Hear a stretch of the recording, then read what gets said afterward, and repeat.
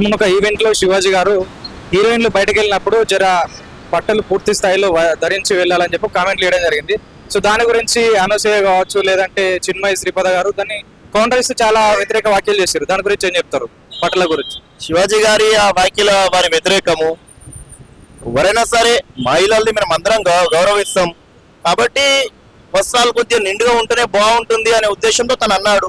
మనం కూడా ఏమంటాం, మహిళలు నిండుగా ఉంటేనే అందం అంతే. కానీ వాళ్ళకి స్వేచ్ఛని మనం మీరు ఇలాగే ఉండాలి అలాగే ఉండాలి ఎవరు కండిషన్ పెట్టడానికి సరికాదు, మనం కూడా పెట్టాం. అది వారి వ్యక్తిగతం మహిళలది. కానీ మా ఇష్టం వచ్చిన అమ్మాయిల బట్టల గురించి నేను చెప్పడానికి నువ్వెవరు, మా ఇష్టం ఉన్న బట్టలు వేస్తామని చెప్పేసి వాళ్ళు చెప్పడం జరుగుతుంది. అంటే అనసూయ లాంటి వారు బయటకు ఏదైతే ట్రిప్పులు వెళ్తారో సో బికినీలు వేసుకున్న ఫోటోలు కూడా బయటకు రిలీజ్ చేస్తారు సోషల్ మీడియాలో. సో అది కరెక్ట్ అంటారా? ఆ రోజు శివాజీ గారు మాట్లాడిన మాట ఏంటంటే, అక్కడ ఒక సినిమా ఈవెంట్ కార్యక్రమంలో యాంకర్